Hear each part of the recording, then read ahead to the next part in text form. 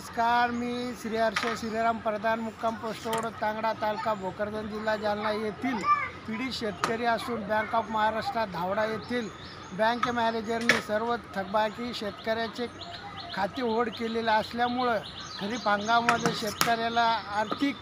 व अडचणी आणत आहे व धमक्या देत असून बेजबाबदारपणे धमक्या देत असल्यामुळे बँकेतून हाकलून देत असल्यामुळे त्यांच्या विरुद्ध बँक ऑफ महाराष्ट्र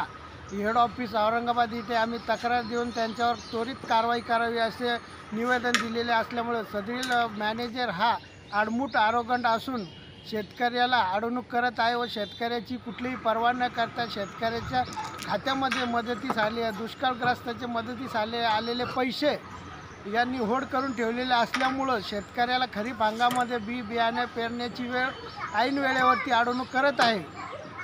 सध्या खरीप हंगाम असल्यामुळं शेतकऱ्याची पैशाची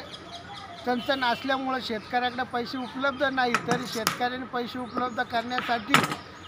खाजगी सावकार किंवा आत्महत्याशिवाय पर्याय नसल्यामुळं सदरील बँक मॅनेजरवर गुन्हा दाखल करावा व त्याला निलंबित करावे अशी आम्ही शेतकऱ्यामार्फत मागणी करत असून आता सदरील बँक मॅनेजर कारवाई न झाल्यास आम्ही सर्व शेतकऱ्यामार्फत हेड ऑफिस इथे मोठं शेतकऱ्यामार्फत आंदोलन करण्यात येईल।